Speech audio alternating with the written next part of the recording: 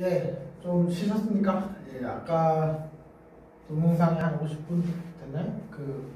이어서 오늘 이번 주 동영상 강의의 두 번째 시간 이 내용을 다루도록 하겠습니다. 스포츠와 데이터가 뭔 관계가 있나? 그래서 우리가 스포츠 분야의 빅데이터를 분석하는 행위, 결국은 우리가 이제 스포츠 분야의 빅데이터를 인공지능을 이용해서 분석하는 그런 걸 해보자는 건데, 이번 학기에는 그게 어떤 의미가 있고 가치가 있는지 그런 거에 대해서 전반적으로 오늘은 좀 소개 정도로 말씀드리는 거예요. 자, 보시면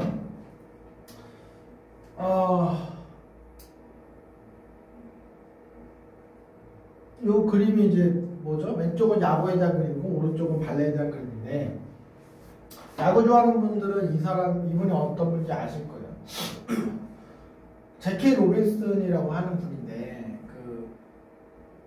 20세기 초중반까지만 해도 그게 상당히 잘못된 일이지만, 백인들이 뛰는 미국에서 백인들이 뛰는 프로야구 리그와 흑인들이 뛰는 프로야구 리그가 구별되어 있었어요. 그건 명백한 인종차별이죠. 그런데 이분이 이제 흑인들만 뛰는 프로야구 리그에서 아주 잘하던 분이었겠죠. 이분이 이제 잘하고 하니까 LA 다저스 구단주가 좀 생각이 튀어있던 분이었을 테고, 그분이 기회를 준 거예요. 그래가지고 실제로 1947년 4월 15일 날 데뷔를 합니다. 제키 로빈스가. 그러니까 백인들이 뛰는 그 리그에. 근데 이제 제키 로빈스의 생애를 다룬 영화를 봐도 그냥 순탄치는 않았죠. 상대팀에서 막 야유도 하고, 상대팀 감독이 이 선수가 타석에 들어서니까 막 어필을 하다가 퇴장당하기도 하고, 협박 비슷한 것도 당하고 막 많은 일이 있었는데, 그런 고난에도 극복하고 결국 메이저리그가 성공적으로 안착을 했고, 이런 많은 업적을 남겼어요. MVP도 받았고, 통산 타율 3할이 넘고, 그렇죠?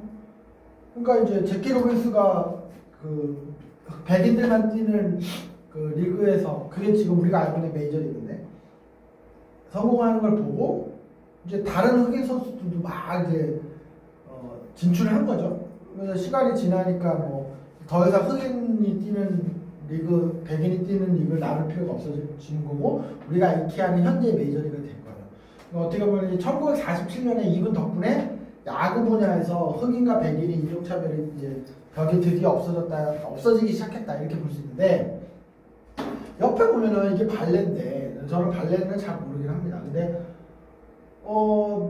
미국의 아메리칸 발레 시어터라고 되게 유명한 발레단이 있나 봐요. 근데 창단 75년인 2015년 6월 30일이 돼서야 이게 수석 발레리나라고 하는 이제 자리가 있는 거죠. 그러니까 이 발레를 하는 사람들 중에 가장 발레를 잘하는 사람이 수석 발레리나인 것 같습니다. 제가 이분은 잘 모르다 보니까. 야구로 치면 에이스인 것 같아요. 그러니까 선발 투수 중에 제일 잘하는 투수가 에이스잖아요. 근데 그전에는 항상 이 수석 발레리나가 백인이었는데, 2015년 6월 30일 날이 돼서야 처음으로 흑인이 수석 발레리나가 된 거예요. 누구냐? 미스티 코프랜드라고, 바로 이분이죠. 뭐요? 아니, 메이저리그는 흑인이 인종차별의 벽을 깨기 시작한 게 1947년인데, 발레는 2015년이면 5년 전이죠, 5년 전. 이 갭이 무려 거의 70년 차이가 나죠. 그러니까 이 분야는 70년 전, 그러니까 75년 전에 인종차별이 깨지기 시작했는데, 이쪽은 대놓고 인종차별을 하지 않았겠지만, 결과적으로 그런 장벽, 눈에 안 보이는 벽이 있어 왔다가, 최근 몇 년 전에야 겨우 그런 것들이 좀 없어지기 시작한, 이렇게 된 거예요. 상당히 이상하죠. 그렇죠? 발레 분야에서 흑인이 인종차별의 벽을 극복하는 데 야구보다 68년이나 더 걸린 이유는 무엇일까? 의구심이 드는 거예요. 자, 그럼 하나 더 말씀드릴게요. 자, 이분들, 야구 좋아하시는 분들은 아시는 얼굴일 텐데, 쟁쟁하죠, 기록이.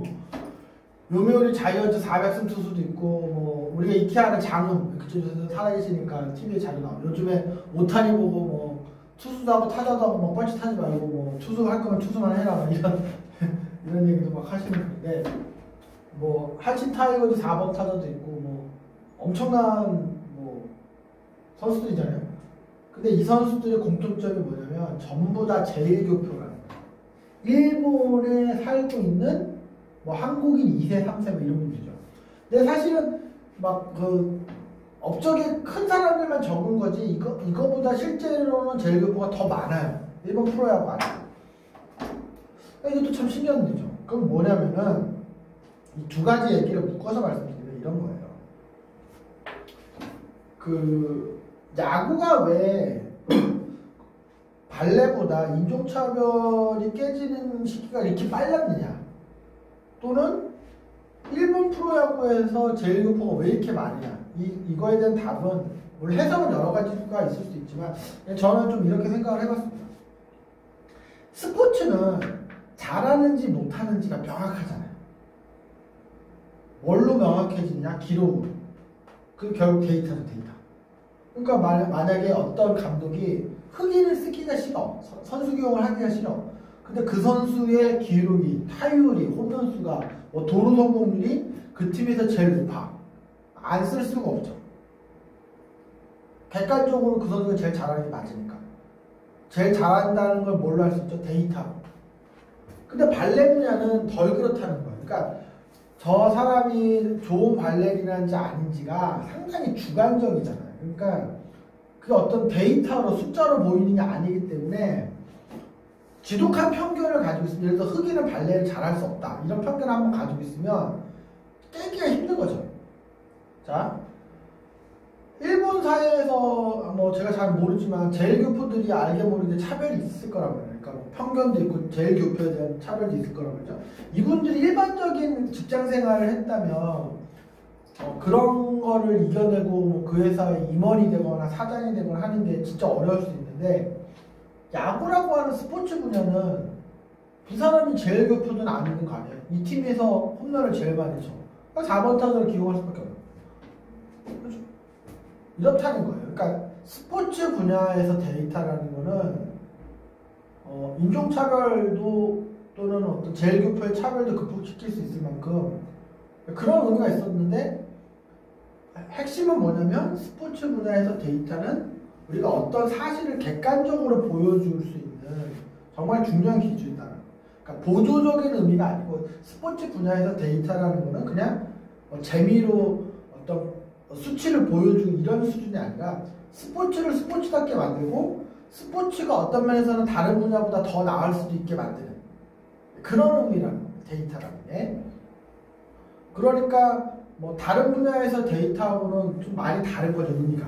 그러니까 우리가 좀 더 관심을 갖고 들여다볼 만한 거고, 이 스포츠 분야에서 우리가 데이터를 뭐 분석하고 다루는 그런 것들이 다른 분야에서도 이용될 수 있다는 거예요. 그러니까 바로 이 얘기인데, 자,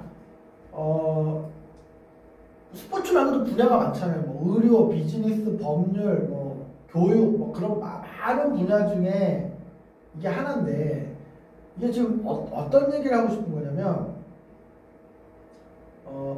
스포츠가 아닌 다른 분야에서 빅데이터를 얘기하기 전에라도 뭐 데이터가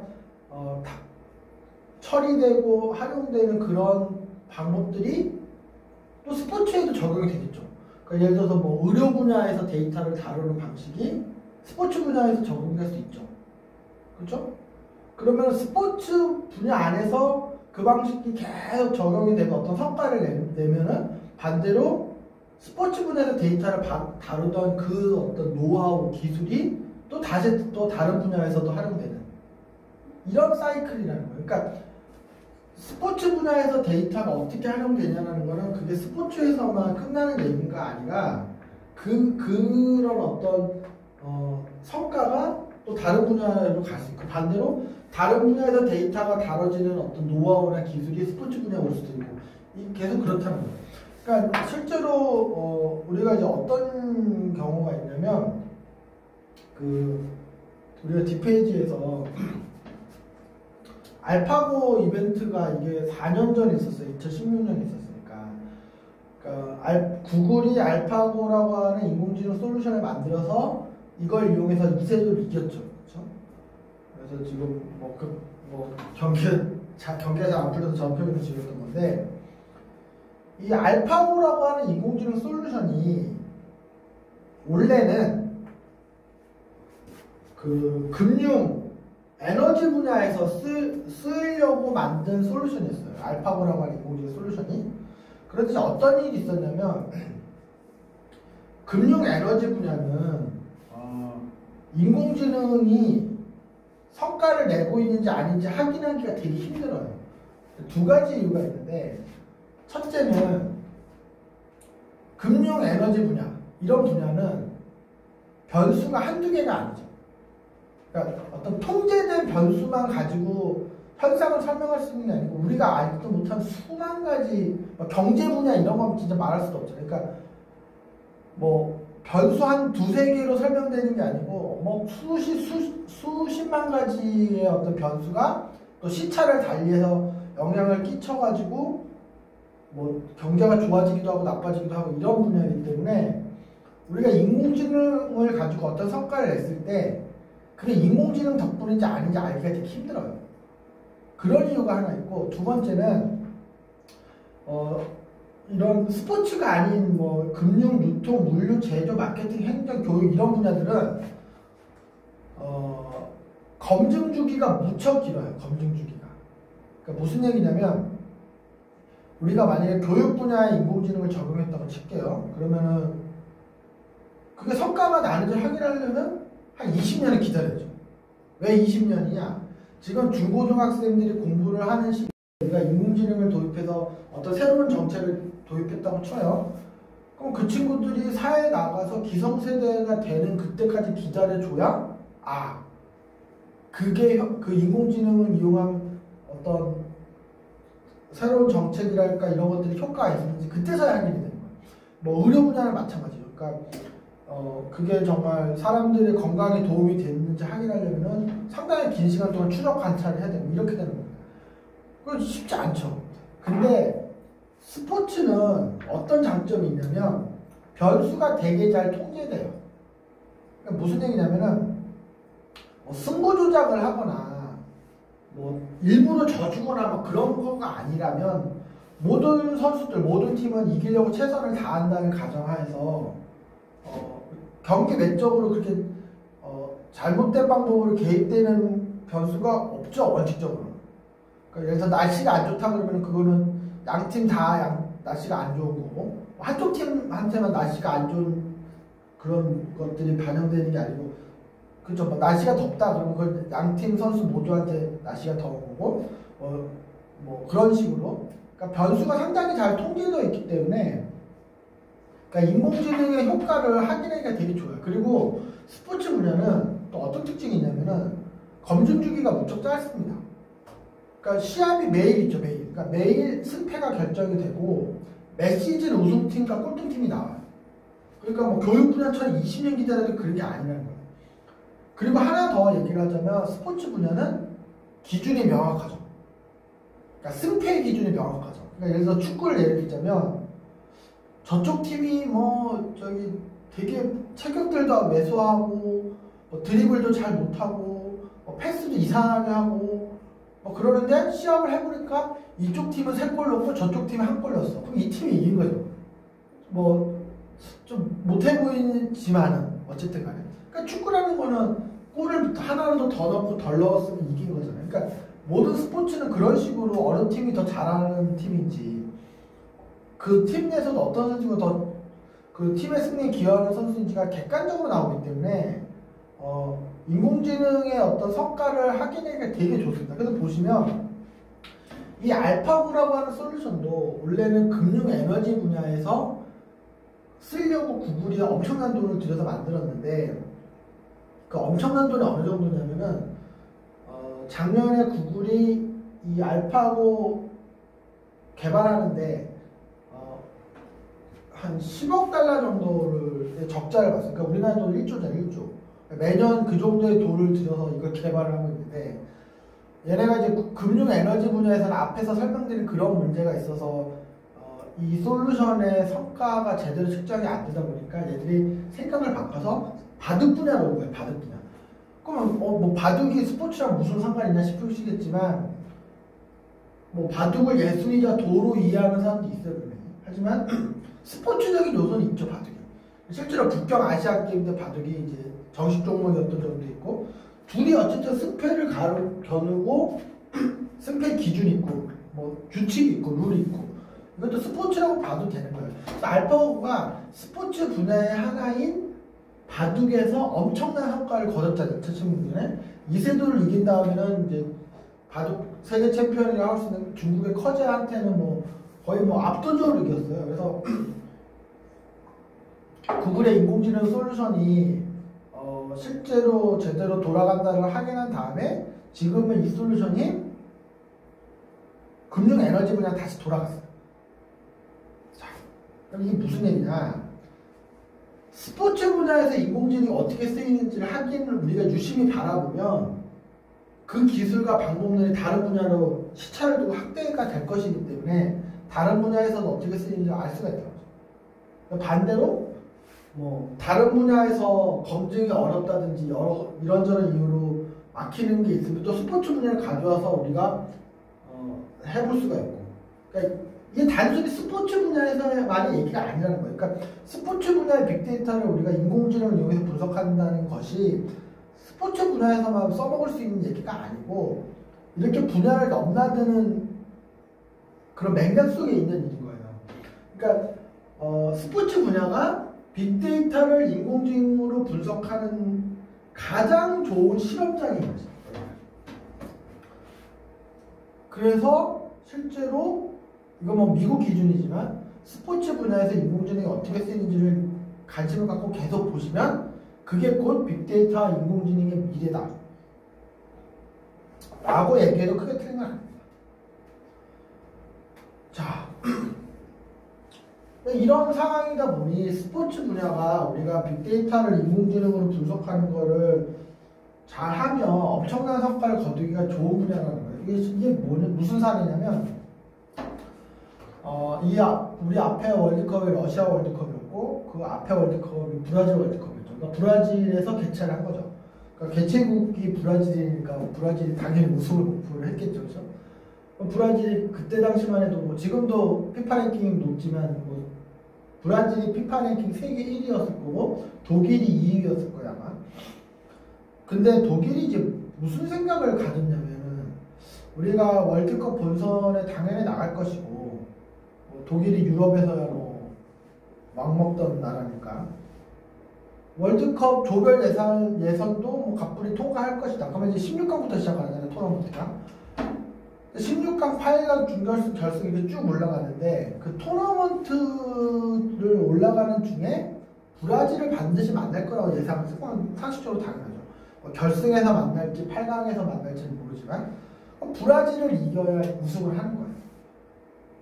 그런 생각을 한 독일이 뭘 했냐면은 독일의 SAP라고 하는 아주 유명한 ERP 회사가 있어요. 근데 그 회사가 이제 축구 AI 솔루션을 가지고 있습니다. 그러니까 상대 팀의 축구 선수들의 모든 축구 동영상, 뭐 연습을 하는 거나 시합을 하는 거나 그런 거를 주면 얘를 인공지능으로 분석해서 저 팀을 잡으려면 어떤 선수가 필요하고 축구 포메이션을 어떻게 가져가야 되고 훈련을 어떻게 해야 되고 뭐 이런 것들을 구체적으로 알려주는 인공지능 솔루션이었어요.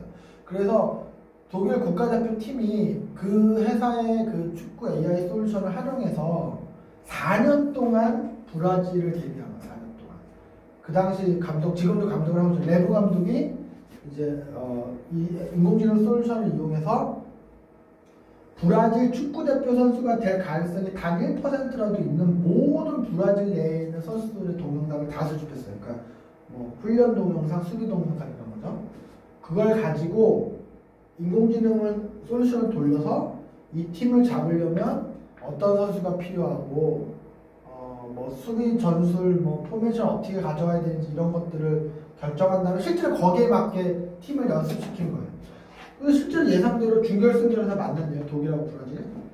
어떤 일이 벌어졌냐면 독일이 무려 이 화면이 저는 잘 안 보실 텐데 7대1로 이겼어요. 7대1. 그러니까 이게 국가대표끼리 경기에서 7골이 난다라는 건 거의 불가능한 일이거든요. 왜냐면 아시아의 맹주인 대한민국도 뭐 아시아 월드컵 최종 예선 같은 데 가서 뭐 키르키르스탄 뭐 이런 데랑 해도 손흥민이 골 넣어서 1대0으로 겨우 이기잖아요. 그러니까 국가대표끼리 경기는 뭐 2골, 3골 나기가 힘든단 말이죠. 그런데 독일이 7대0까지 스코어가 벌어졌고 독일이 계속 공격을 했으면 아마 10대0까지 갔을 거예요. 근데 이제 7대0까지 벌어지고 인간적으로 너무하니까 이제 독일이 공격을 더 안 하다시피 했고 한 골도 브라질한테 거의 이제 먹어준 것처럼 이제 그렇게 된 거죠. 근데 이렇게 경기가 끝나고 이제 뭐 브라질 사람들 충격을 너무 많이 받아서 뭐 극단적인 선택을 하는 사람도 있고 이랬는데 이게 우연이 아니고 이제 경기가 끝나고 나서 이제 독일 선수들이 인터뷰를 한 거예요. 우리도 놀랬다. 우리는 4년 동안 준비한 대로 패스를 해보니까 거기에 브라질 수비수가 없고 우리가 4년 동안 연습한 대로 슈팅을 했더니 브라질 골키퍼가 반대편으로 점프를 하더라. 뭐 그렇게 된 거예요. 무슨 게임처럼 돼버린 거죠. 그렇죠. 스포츠 분야에서 우리가 빅데이터를 인공지능을 이용해서 분석해서 활용하는 걸 제대로 하면 항상 이렇게 되는 건 아니지만 이런 엄청난 결과도 만들 수 있다는 거예요. 근데 제가 어떤 일이 있었냐면 이번에 러시아 월드컵 하기 한 달 전에 어떤 모 공공기관에 가서 인공지능과 관련된 특강을 한 적이 있어요. 근데 그때 뭐라고 말씀을 드렸냐면 저는 그때 우리가 독일을 이길 거라고는 상상도 못했어요. 근데 이렇게 얘기했어요. 브라질이 독일을 이길 확률보다는 우리가 독일을 이길 확률이 상대적으로 더 높을 것이다. 왜냐? 이번 러시아 월드컵을 앞두고도 독일이 브라질 상대로 이 짓을 또 한 거죠. 인공지능을 이용해서 뭐 팀을 분석하고 뭐 전술을 짜고 뭐 이런 것들. 근데 한국을 상대로는 그걸 안 한 거예요. 그러니까 한국은 그냥 실력대로 해도 이긴다고 생각했을 테니까. 실제로 러시아 월드컵 기간 동안에 독일 팀의 캠프와 대한민국 팀의 캠프가 차로 30분 거리였는데 독일 사람들이 우리 캠프를 안 왔어요. 우리 쪽으로. 그러니까 뭐 전력 분석 이런 것까지 굳이 할 필요를 못 느꼈어요. 그러다가 아시다시피 손흥민 선수한테 골도 먹고 해서 졌죠. 2대0으로. 그런데 앞으로 월드컵에서 대한민국이 독일을 이길 확률은 제가 보기에는 없다. 왜냐면 독일이 이제부터는 우리를 상대로도 이렇게 할 거기 때문에.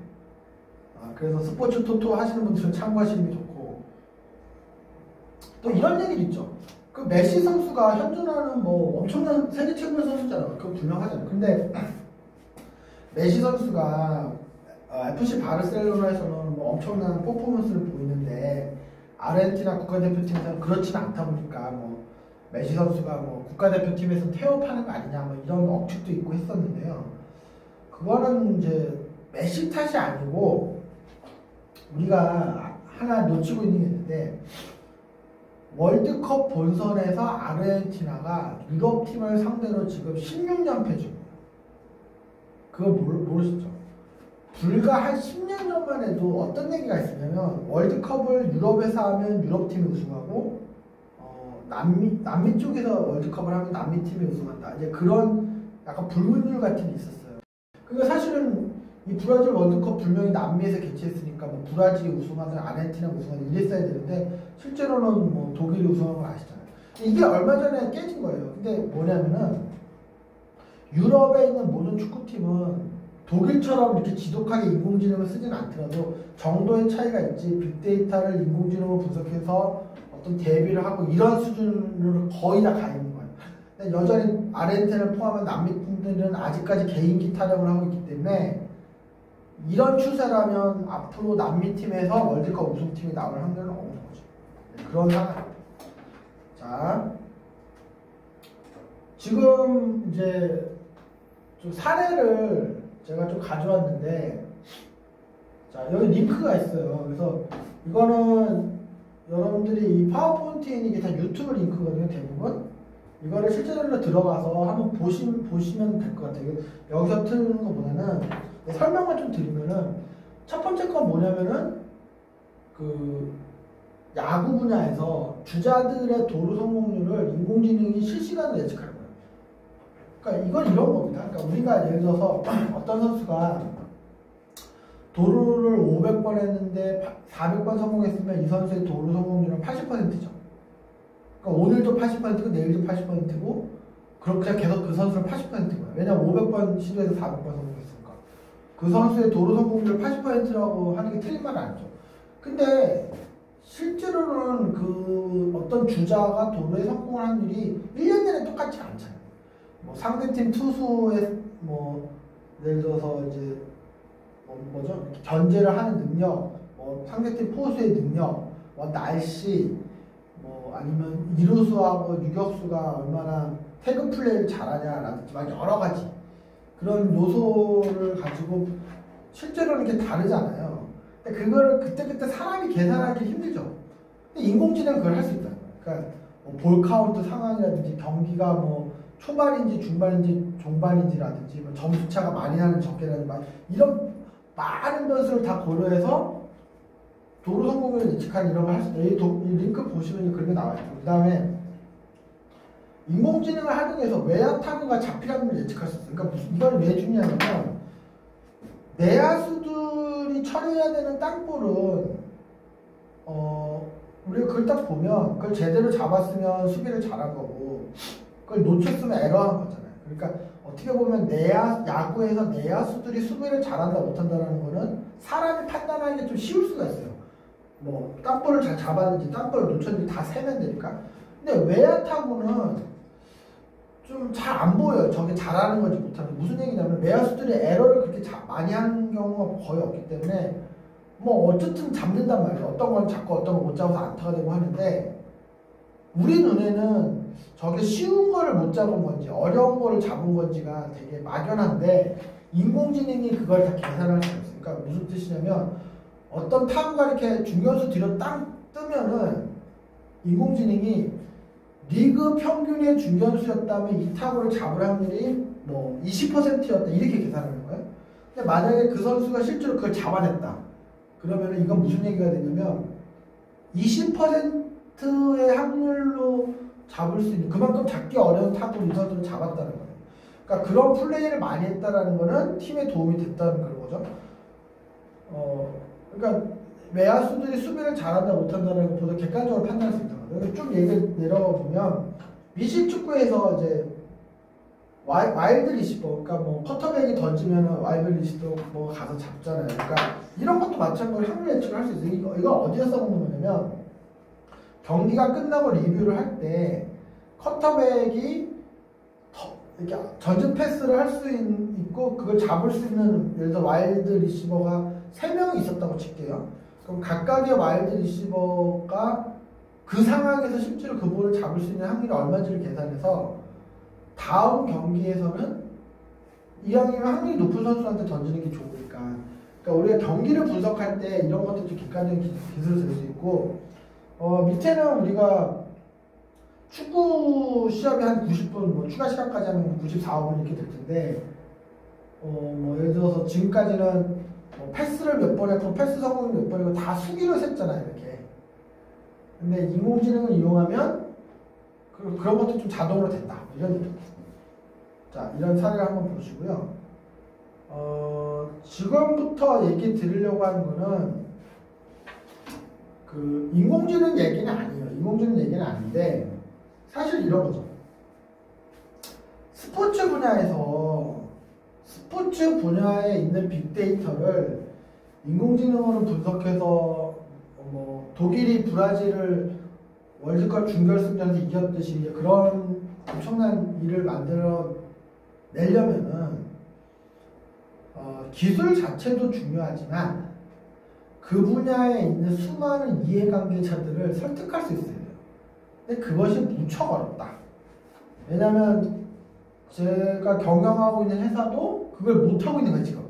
그러니까 대한민국 프로스포츠 시장에서 좀 부딪혀 봤더니 막 생각 이상으로 사람들의 사고방식이 좀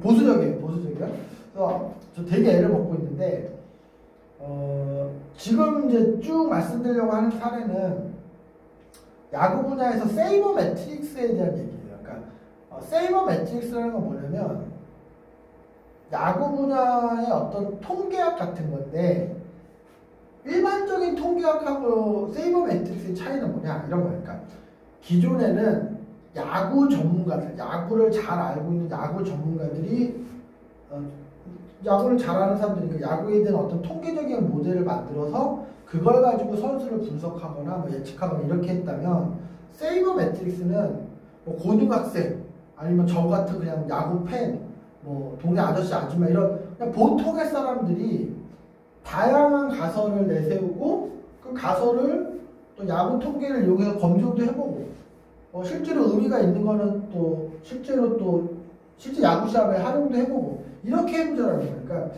좀 개방적인 의미의 야구 통계학이라고 할 수 있는데, 세이버 매트릭스라고 하는 거는. 근데 이 세이버 매트릭스 얘기 지금 왜 하냐면은 미국 메이저리그에서 이 세이버 매트릭스라고 하는 야구 데이터를 새로운 관점으로 바라보고 분석하고 활용하는 그런 운동 같은 거죠. 어떻게 보면 이게 미국 메이저리그에서 이게 현실 세계에 반영이 되는데 40년이 걸렸어요. 40년.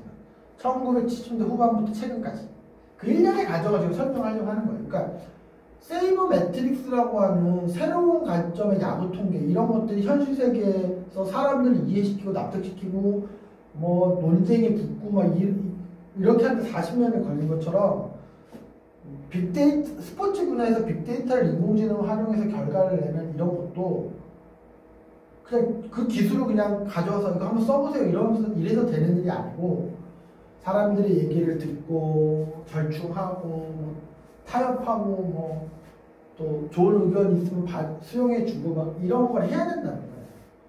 그게 한두 달에 되지는 않는다. 근데 분명히 그게 당연한 시절이 언젠가 오죠. 근데 이 수업을 듣고 계시는 분들이 그런 노력을 하는데 이제 기여하실 수 있다면 도움이 이제 중요한 일을 하시는 거죠. 자, 그러면 한번 볼게요. 어떤 일이 있을지. 1970년대까지만 해도 야구와 관련된 데이터는 그 야구 전문가들에 의해서 독점이 됐던 시기예요. 그러니까 지금도 보면 뭐 의학하고 관련된, 의료랑 관련된 데이터는 의사들이 독점하죠. 의사가 아닌 사람들이 뭐 건강, 의료랑 관련된 의견을 내거나 지식을 만들어내려고 하면 뭐 돌팔이라는 소리 들으니까 뭐 사실 또 그럴 수밖에 없는 이유가 또 있긴 하죠. 왜냐면 뭐 전문가가 아닌 사람이 막 이상한 의료 정보를 만들면 국민 건강 해치는 부분도 없긴 하니까.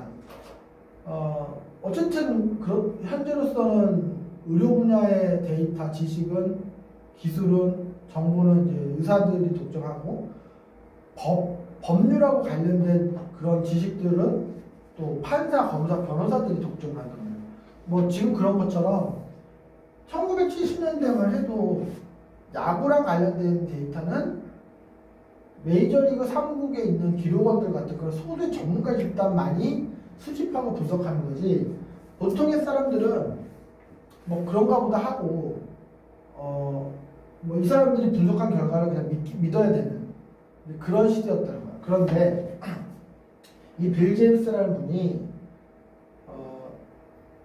베트남전에 군인으로서 갔다 오고 나서 이제 자리를 잘 못 잡아서 뭐 취직도 마땅히 잘 안 되고 하다가 통조림 공장 경비원으로 취직이 돼요. 근데 이제 주간 경비원이 아니고 야간 경비원이었는데, 그건 이제 경비원이니까 이제 수찰도 돌지만 이제 경비실에 앉아 있는 경우가 많으니까 야구를 좋아했죠, 이 사람은. 그래서 이제 야구 경기를 라디오로 계속 들으면서 그냥 자기가 취미로 계속 기록을 한 거예요. 그렇게 한 몇 년 하고 보니까 무슨 생각을 갖게 됐냐면, 야구 전문가들이 만든 야구 기록을 분석하는 어떤 기준들이 좀 뭐랄까, 이게 항상 옳은 건 아니다, 항상 최선은 아니다, 이런 생각을 한 거예요. 그래서 예를 들자면 야구 전문가들은 야구 분야에서 어떤 야수가 수비를 잘하는지 못하는지를 어떻게 평가했냐면 수비율이라는 걸 많이 평가했다. 수비율. 맞죠? 수비율. 그래서 어떻게 한 거냐면은 만약 유격수가 있어요. 유격수 앞으로 땅볼이 100번이 가요. 100번이. 그 중에서 90개를 처리했어요. 제대로 잡아서 1루수한테 던졌다든지. 그러면 수비율이 90%인 거예요. 근데 어떤 선수는 땅볼이 그 선수한테 100번이 갔는데 85번은 제대로 처리하고 나머지는 실수를 했다. 수비율이 85%거예요. 그러니까 수비율이 높으면 그렇지 않은 사람보다 수비를 잘하는 사람이다라는 게 이제 기존 전문가들의 해석이었는데 크게 틀린 건 아닌 것 같지만 이제 빌 제임스는 무슨 생각을 했냐면 이게 문제가 있다. 왜 문제가 있느냐? 예를 들어서 어떤 내야수가 수비 범위가 장난 아니게 좁은 거예요. 예를 들어서. 그리고 되게 소극적이야. 그래서 자기가 수비 범위가 좁은 내야수들은 자기가 확실하게 처리할 수 있는 것만 처리하고 어려운 거는 그냥 보내버리겠죠. 수비율은 엄청나게 높게 나온 이제 형상이 되는데 팀이 수비를 더 잘하고 아웃을 더 많이 잡아서 궁극적으로 이기는데 도움이 안 되는 거예요. 반면에 수비 범위가 넓고 공격적인 수비를 하고 창의적인 수비를 하는 선수들은 더 많은 아웃을 잡을 수 있겠죠. 하지만 이제 그런 시도를 하기 때문에 실수 자체는 더 많이 할 수 있는 거예요. 기존에 이제 수비율로 평가를 하면 그 소극적이고 안전지향적으로 수비하는 선수가 더 좋은 선수인 것처럼 평가되지만 그거는 이제 빌 제임스가 생각하기엔 이상했던 겁니다. 그래서 빌 제임스는 수비율로 평가하지 말고 이런 걸로 평가하자라고 그냥 자기가 만든 거예요. 자기가. 어떻게 레인지 팩터라고 해서 어떤 수비수의 아웃을 이닝으로 나누는 거죠. 이렇게. 그래서 만약에 어떤 선수가 100이닝 동안 수비를 했는데 200개 아웃을 잡았으면 100분의 200 그래서 레인지 팩터 2.0 이렇게 되는 겁니다. 그래서 그 야구에서 포지션마다 아웃을 잡을 수 있는 기회 자체가 다르기 때문에 아무래도 유격수한테 기회가 많고 우익수한테 기회가 적을 거 아니에요. 그래서 이제 같은 포지션에 있는 선수들끼리 유격수는 유격수끼리 우익수는 우익수끼리 이걸 비교하는 거예요. 레인지 팩터. 근데 똑같은 우익수인데 어떤 선수는 레인지 팩터가 높게 나오고 어떤 선수는 낮게 나온다면 당연히 이게 높게 나온 선수가 실제로 수비를 잘하는 거죠. 이런 주장을 담아서 1977년에 야구 개론, 영어로는 베이스볼 어브스트랙트라고 하는 책을 출간을 했습니다. 이분이. 근데 70권이 팔린 거예요. 그래서 보통 책이 70권이 팔리면은 낙담을 할 만도 한데 이분은 그렇지 않고 내 책을 알아봐주는 사람이 70명이나 있구나 라고 생각하고 1년 뒤에 이 책의 내용을 더 발전시켜서 2판을 또 출간했습니다. 이때는 300명이 사간 거예요. 이 책을 산 300명 중에 한 명이 프리랜서 야구 기자인 빌 오클랜드라는 사람입니다. 이 사람은 이제 스포츠 일러스트레이트라고 하는 지금도 유명한 그 스포츠 관련 잡지사에서 일을 하는 사람인데 이 사람이 이걸 딱 보고 이건 야구의 미래다라고 생각하는 겁니다. 그래서 빌 제임스한테 편지를 씁니다. 빌 제임스가 답장을 해줬죠. 실제로 이렇게 서신왕래를 하면서 빌 제임스의 이런 새로운 관점이 야구를 바꿀 수 있을 거라고 확신을 가져요. 그래서 이 빌 제임스의 책을 스포츠 일러스트레이트에서 대대적으로 특집 기사를 다루겠다는 생각을 한 겁니다. 그래가지고 그 편집장한테 이 얘기를 한 거죠. 편집장이 얘기를 들어보더니만 빌 제임스는 뭐 하는 선생님이신지 되물었겠죠? 근데 빌 제임스는 아시다시피 프로야구팀 감독도 아니고 유명한 야구선수 출신도 아니고 야구나 스포츠 체육을 전공한 사람도 아니고 그냥 통조림 공장 야간경비라는 거죠. 그냥 편집장이 보기에는 황당한 거잖아. 아무런 권위도 없는 사람이 이런 주장을 하는 거에 대해서 납득할 수가 없는. 그런데 더 대단한 거는 이 빌 오클랜드가 2년 동안 설득한 거예요. 편집장을. 그러니까 편집장이 출근할 때마다 이 소리 들으니까 자기가 지겨운 거지. 2년 내내 이런 소리 들으니까. 그래서 한번 이제 소원 들어주는 셈 치고 그러면은 기사를 한번 내봐라라고 했는데 이게 전 세계 미국 전역으로 좀 센세이션을 일으킵니다. 사람들이 야구와 관련된 데이터는 전문가들만이 일방적으로 해석하는 게 아니고 보통의 우리 사람들도 나름의 관점을 갖고 해석할 수 있겠구나 생각을 한 거죠. 하지만 여전히 주류 야구 세계, 즉 메이저리그 같은 곳에서는 이런 이제 빌 제임스 같은 사람들이 야구를 새로운 관점에서 데이터를 해석하고 이런 거를 무시했어요, 여전히. 근데 이 세이브 매트릭스라는 말은 원래는 빌 제임스가 만든 말은 아닙니다. 이 말은 1971년에 명예전당 도서관에 모인 16명의 열혈 야구광들이 자기들끼리 뭐 미국 야구협회 이런 거 그냥 만들었어요. 소세지 포 어쩌고저쩌고 이렇게 좀 만들고 이걸 이제 줄여서 SABR인데 이 사람들의 아이디어는 뭐냐면 그냥 우리가 야구 관련 기록도 우리가 좀 수집해서 우리가 좀 새로운 관점을 해석하고 이런 걸 한번 해보자, 연구를 해보자 이런 겁니다. 이 사람들을 우리가 이제 이런 식의 운동을 세이버 매트릭스라고 부르고 이런 식의 어떤 아이디어를 내고 주장을 하는 사람들 세이버 매트릭션이라고 부르는데 빌 제임스 출연 이후에 세이버 매트릭스, 그러니까 일반 대중들 야구 데이터에 대해 고민하고 대안을 제시하자는 이런 운동이 이제 미국 전역으로 확대가 된 것이죠. 여기까지 이제 진행이 됐는데 이 세이버 매트릭스가 판타지 베이스볼이라는 것하고 만나면서 더 이 세이버 매트릭스가 현실에 가까이 온 거예요. 이건 뭐냐?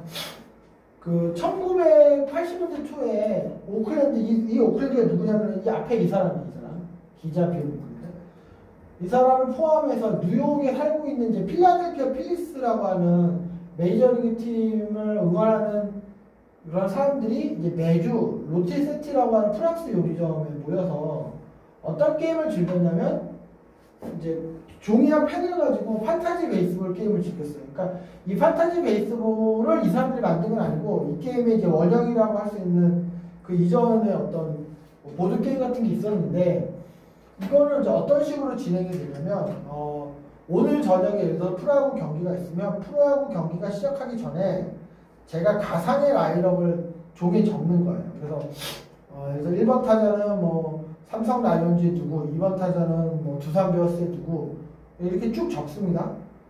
그리고 오늘 저녁에 실제로 시합할 거 아니에요. 그러면 내가 선택한 선수들이 안타를 치고 홈런을 치고 하면은 정해진 기준에 따라서 점수를 받는 거예요.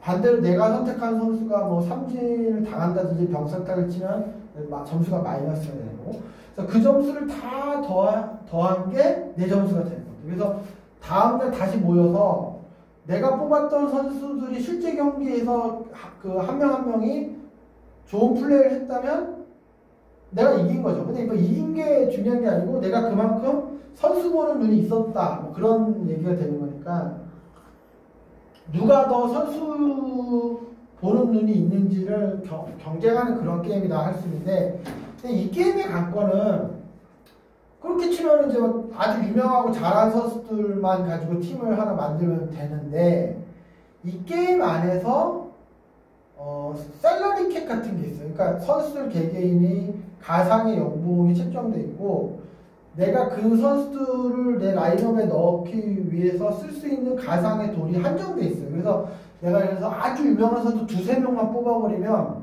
다른 선수를 뽑을 돈이 없는 이렇게 되는 겁니다. 근데 이 게임의 관건은 남들은 잘하는 선수라고 생각하지 않는 선수, 그러니까 그런 선수들은 그 게임상에서는 연봉이 낮겠죠. 하지만 실제로는 상당히 잘할 선수를 뽑는 그런 선수를, 그러니까 쉽게 말해서 저평가된 선수를 얼마나 잘 찾아낼 수 있느냐, 그것이 이 게임의 이제 관건이 되는 거예요. 근데 이 게임은 1980년대 초에는 이 사람들을 포함해서 많은 사람들이 그냥 종이에 이렇게 써서 게임을 즐기다가 1980년대 중반 후반에 이제 퍼스널 컴퓨터가 보급되다 보니까 이 게임을 컴퓨터에서 이제 구현해서 컴퓨터 게임으로 하는 상황이 된 거예요. 그러니까 이제 이 게임을 즐기는 사람들이 더 많아졌고, 이 게임을 즐기던 사람들 중에 뭐 TV 방송국이라든지 이런 데서 일하는 사람들이 몇 명 있었어요. 그래서 그 사람들이 또 이제 노력해서 이거를 또 TV 매체를 통해서 전국에 또 방송을 하죠. 이런 식의 게임이 있다라는 거를. 그래서 이제 미국 같은 경우는 이게 그때부터, 그러니까 대략 1980년대 중반부터 전국적으로 유행합니다. 현재는 미국은 모든 스포츠에 한타지 베이스, 한타지 뭐 농구면 한타지 바스켓볼일 테고 뭐 한타지 미식축구 이런 식으로 모든 스포츠 장르가 이런 식으로 게임을 즐기는 사람들이 많이 있어요 지금.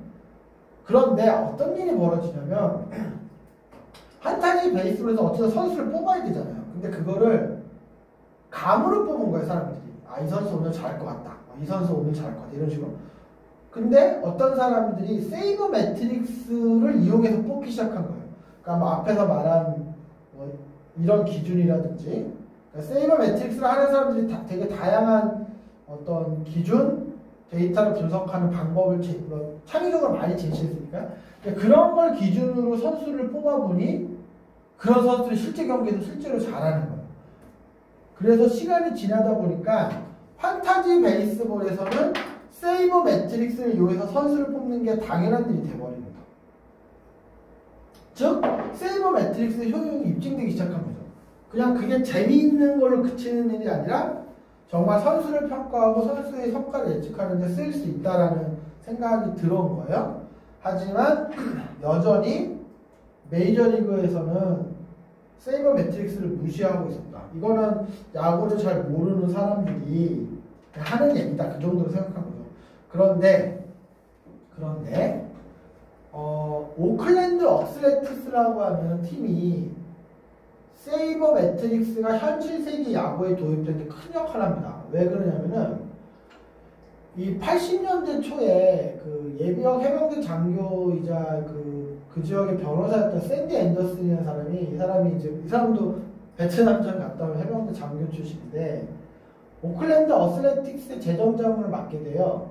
이 사람이 그 에릭 워커라고 하는 세이버 매트릭스를 연구하고 그런 주장을 하는 그 많은 사람 중에 한 사람인데 이 사람이 쓴 불길한 일로스라는 되게 얇은 책이 있었어요. 근데 이걸 읽고 심취합니다. 근데 이 책이 요즘은 아주 간단한데 출루율이 매우 중요하다. 그러니까 요즘 현대 야구에서는 뭐 다 출루율이 중요한 걸 다 알고 있죠. 근데 그때는 그런 생각을 거의 아무도 안 할 때 이 에릭 워크가 그 얘기를 한 거예요. 그래서 샌디 앤더슨가 이걸 읽고 내가 이 철학을 가지고 야구팀을 운영해야겠다고 생각을 한 거예요.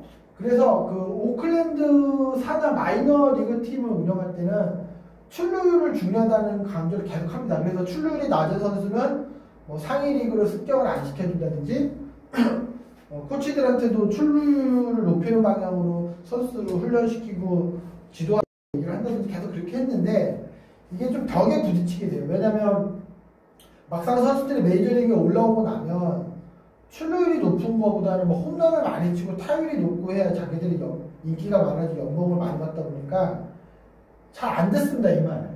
그래서 이제 뜻대로 실제로 되진 않아요.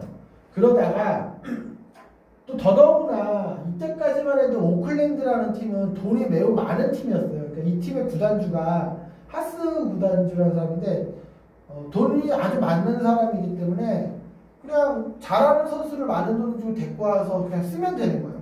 실제로 그런 식으로 해서 90년대 초에는 월드시리즈 우승도 했었고 되게 잘 나가던 팀이었기 때문에 굳이 피곤하게 뭐 출루를 가지고 선수를 뭐 뽑고 막 이런 식으로 할 필요가 없었던 거죠. 그런데 이 구단주가 1995년에 갑자기 사망하면서 구단주들이 이제 바뀝니다. 다음 구단주들은 돈이 별로 없는 사람들인 거예요. 그러니까 구단주가 돈이 없는 사람으로 바뀌고 나니까 졸지의 부자 구단이었던 오클랜드가 가장 가난한 구단, 메이저리그에서 그렇게 돼버리거든. 그러니까 이제 이렇게 되니까 그 팀의 주축 선수들도 이제 비싼 연봉 계속 못 주게 되니까 뭐 이제 보스턴이나 뉴욕 양키스 같은 팀으로 보내야 되는 상황이 되고 좀 어려워진 거예요, 팀이. 이때 새로 단장이 된 사람이 바로 빌리빌이에요. 빌리빌은 이 샌디 앤더슨 밑에서 일하던 사람이고 샌디 앤더슨 밑에서 이런 영향을 많이 받았죠. 그런 세이버 매트릭스에다가 영향을 많이 받았고 이 사람이 단장을 만났을 때는 이게 이제 머니볼이라고 하는 영화, 이제 브래드 피트 주연의 영화에 보면 실제로 이때 있었던 일이 이제 처음에 도입부로 나오는데 제이슨 지안비나 자니 데이먼, 뭐 이슬링 하우징 같은 뭐 팀의 4번 타자, 1번 타자, 마무리 투수 뭐 이런 아주 핵심이 되는 선수들을 다 잡지 못하고 뭐 이렇게 돈 많은 팀으로 다 놓칩니다. 그때 이 사람이 단장이 된 거죠. 근데 이 빌리빈이 무슨 생각을 했냐면 우리가 돈이 많지 않기 때문에 비싼 돈을 주고 야구를 잘하는 선수를 뽑아서 팀이 성적을 내는 건 이제 못한다.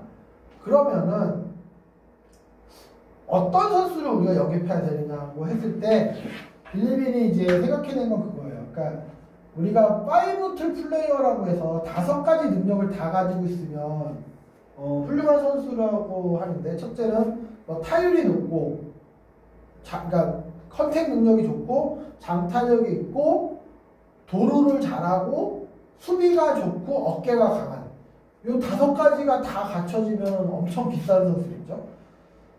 근데 이제 빌리빈은 이제 그런 선수를 살 돈이 우리 팀이 없다 보니까 연구를 한 거예요. 근데 결론은 뭐냐?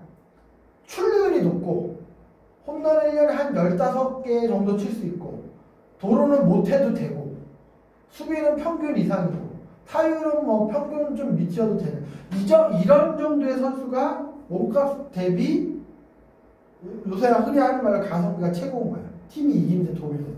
그러니까 그런 선수들 위주로 팀을 구성해서 2000년 초반에 4년 연속 포스트시즌에 가고 2002년에는 메이저 한 시즌에 103승을 하고 20년승. 그러니까 지금은 이제 클리브랜드 인디언스에 의해서 기록이 깨졌는데 최다 연승 기록을 세웁니다.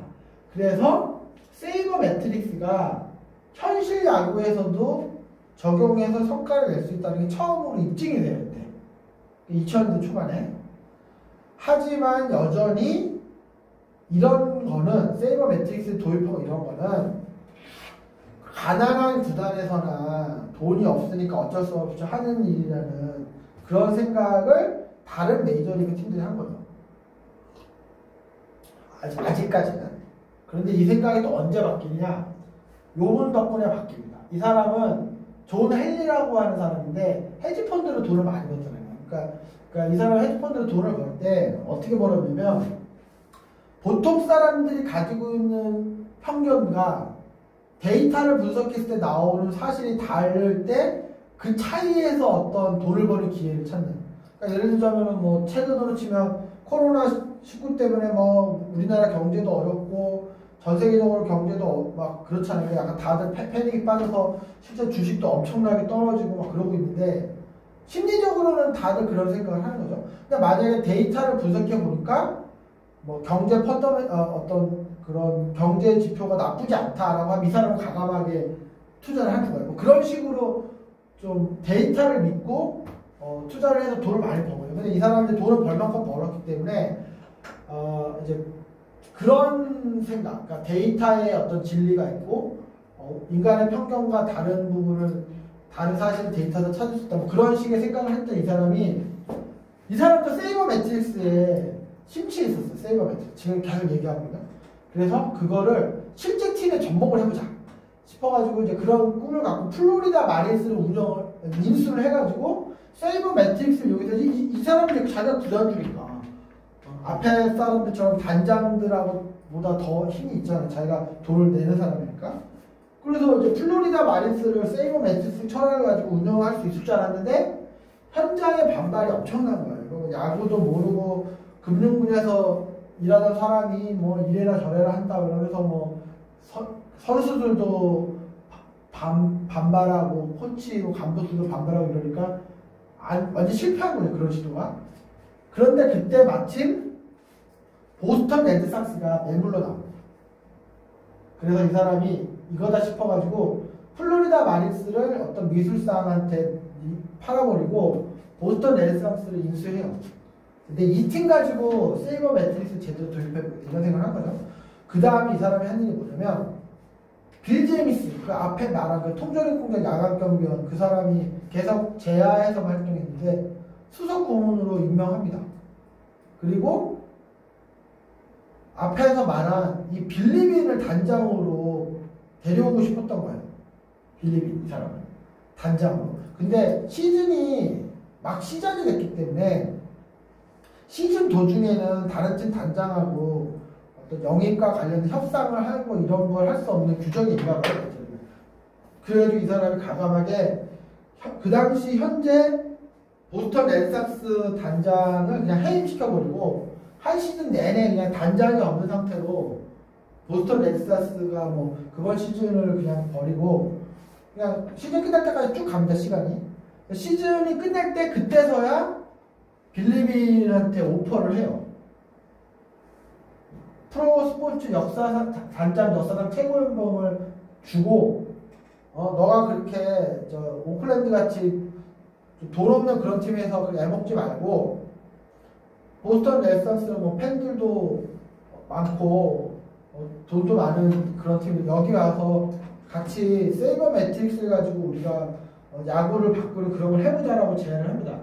그래서 실제로 이게 머니볼이라는 영화에 보면 이 빌리빈이 그 제안을 받고 보스턴 레드삭스 구장을 돌아보는 그런 장면인데 한참 고민하다가 빌리빈이 결국 거절을 해요. 왜냐면 내가 돈이 많은 팀에 가서 뭐 우승을 하고 이런 것도 좋지만 지금의 이 팀에서 한번 내 꿈을 한번 실현해 보겠다 뭐 이런 생각을 했겠죠.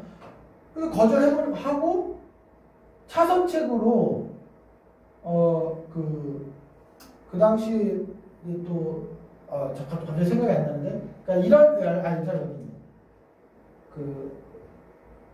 토론토의 JP 리카르디 단장이라는 사람도 세이버 매트릭스를 이용해서 선수를 뽑고 트레이드하고 이런 걸 하던 사람이었거든요. 이 사람한테도 제안했는데 거절을 해요. 요 시절에 새로운 단장을 뽑는 실무를 맡고 있던 사람이 누구냐면 그 사람이 바로 예일대 법대를 졸업한 28살밖에 되지 않은 테오 엑스타인이라는 사람이었어요. 근데 이 사람이 빌리빈을 모셔오려고 오랜 기간 준비했는데 이 사람도 거절하고 이 사람이 차선책이었던 JP 리카르도 거절하니까 무슨 생각을 했냐면 이 기타 치고는 이 사람입니다. 존 헨리 단장한테 그럼 내가 단장을 해보겠다 라고 얘기를 한 겁니다. 그러니까 이 사람은 야구 선수인 적도 없고 야구 분야에서 뭐 제대로 일한 적도 없죠. 하지만 세이버 매트릭스 철학을 누구보다 잘 이해하고 있었고 그런 거죠. 그러니까 이 구단주가 이 사람이 대단한 거죠. 그래 그러면 네가 한번 단장을 해봐라. 진짜 맡긴 겁니다. 참고로 이 존 헨리는 현재 리버풀 FC의 구단주기도 해요.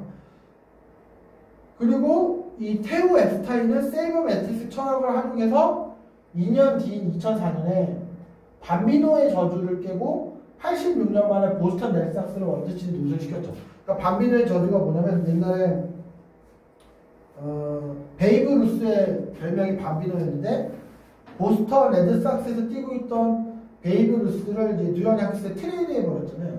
그 뒤로 이제 뭐 사람들끼리 하는 말이지만 밤비노의 저주를 걸려서 보스턴 레드삭스가 영원히 우승을 못할 거다 그런 말이 있었는데 결국은 그걸 86년 만에 깨고 우승했고 이 테오 앱스타인이 팀을 옮겨요. 어디로 옮겨요? 시카고 컵스로 옮겨요. 거기서 단장으로 옮기고 나서 이 또 시카고 컵스는 이 팀의 마지막 우승이 언제냐면은 1908년 그러니까 우리나라로 치면 조선 말기 고종 시절이었는데 그때 우승하고 나서 이건 잘 아시겠지만 이 팀의 어떤 팬이 시카고 컵스 야구장에 들어올 때 자기가 애완동물을 키우는 염소를 데리고 들어오거든요. 근데 이제 구장 관리인이 뭐 염소는 입장할 수 없다고 그런 식으로 얘기를 한 겁니다. 그래서 그 입장이 거부된 그 염소 주인이 시카고 컵스가 앞으로 절대로 우승을 못할 거다라고 이제 저주를 퍼먹고 그게 바로 염소의 저주인데 실제로 뭐 100년 넘게 우승을 못한 거예요. 시카고 컵스가. 그래서 매년 시카고 컵스가 그때 입장 못한 그 염소의 자손이 있어요. 중손자 뭐 이런 식으로 그 혈통에 해당하는 염소를 진짜 데리고 와서 뭐 고사 같은 것도 지내고 막 그러는데 우승을 계속 못하다가 테오 앱스타인이 그 팀에 가서 2016년에 108년 만에 시카고 컵스가 우승합니다.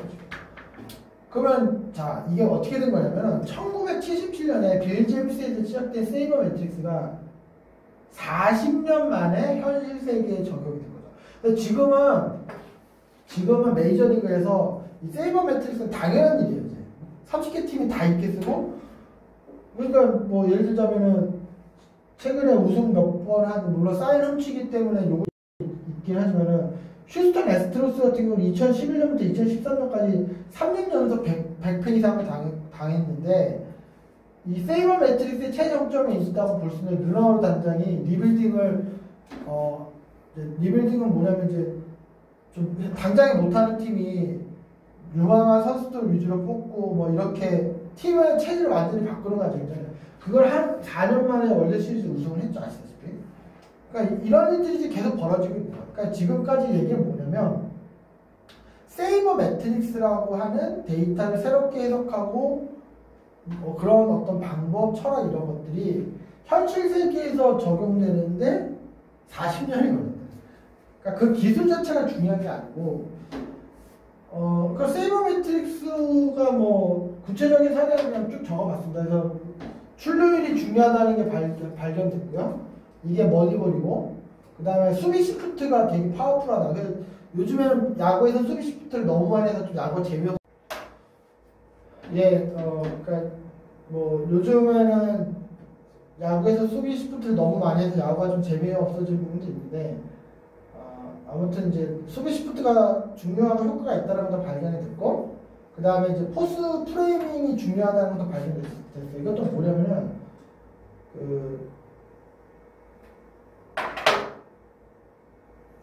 야구에서 스트라이크인지 볼인지는 심판이 이제 결정하다 보니까 100% 정확하지는 않거든요. 그런데 포수가 미트질을 하는 실력에 따라서 볼이 스트라이크가 되고 반대로 스트라이크가 볼이 되는 확률이 다르다라는 거가 발견이 됩니다. 그래서 예를 들어 야스마니 그랜달이라는 포수 같은 경우에는 그게 6%입니다. 그러니까 무슨 소리냐면은 투수가 100개의 공을 던지면 그 중에 6개는 볼을 스트라이크를 만들 수 있다는 거죠.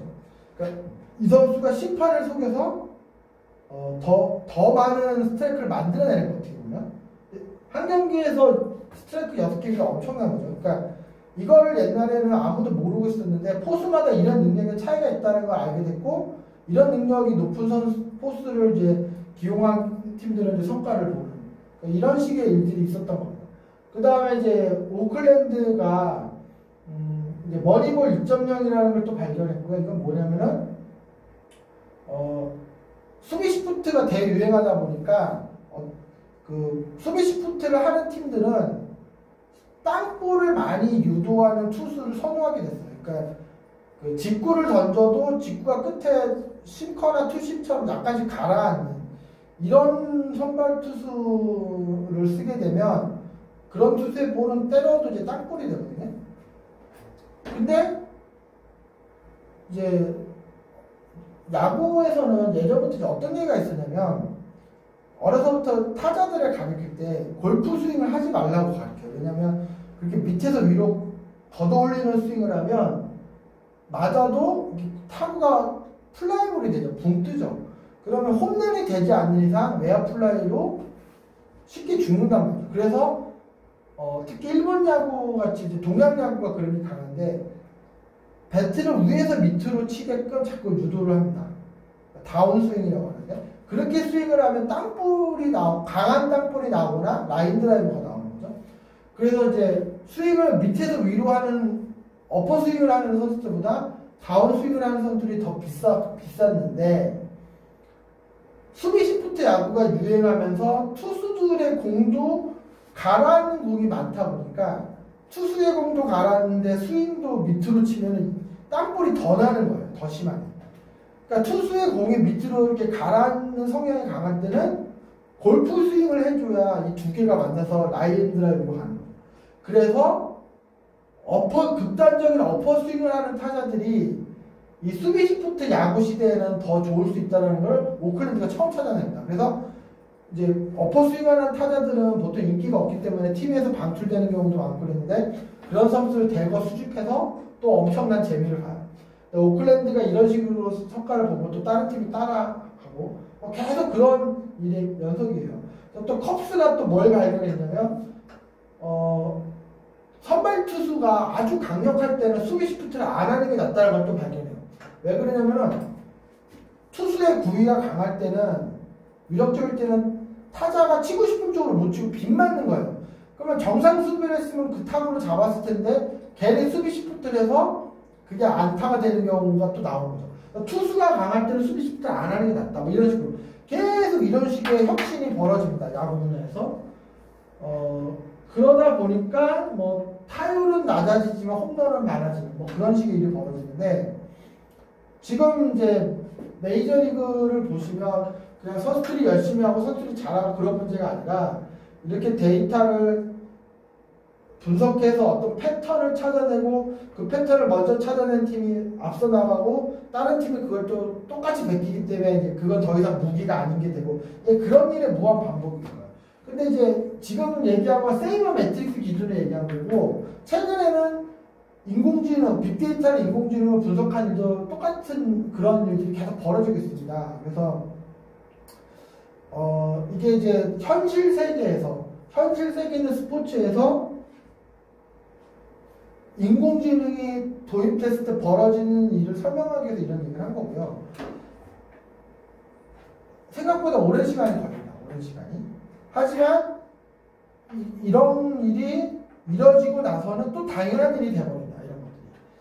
그러니까 뒤집어서 얘기하면 이런 흐름을 못 따라갈 사람은 그만큼 뒤처지는 거죠. 우리가 뭐 인터넷을 쓸 줄 모르는 사람이 일을 할 수 없고 스마트폰을 쓸 줄 모르는 사람이 일을 하지 못하는 것처럼 그런 거죠. 근데 이게 스포츠 분야만의 얘기일 것이냐 아니라는 거예요. 아까도 우리가 앞에서도 얘기를 했지만 이런 식의 흐름이 스포츠뿐만 아니라 다른 분야에서도 우리가 못 느끼는 사이에 점진적으로 계속해서 일어나고 있다는 거. 그래서 자 마무리를 하면 이번 학기 수업은 스포츠 빅데이터 분석이라는 이름을 가지고 있는 강의인데 우리가 스포츠 분야에서 빅데이터를 인공지능을 활용해서 분석해서 어떤 일을 할 수 있는지 그런 작업에 무슨 의미가 있는지를 또 실제로 시스템을 통해서 느껴보고 여러 가지 또 생각을 해보고요. 또 거기서 얻은 경험과 기술을 가지고 또 다른 분야에서도 적용해 볼 수 있는 그런 것을 목표로 하고 있습니다. 자, 그러면 이번 주는 여기까지 내용을 다루고요. 다음 주에는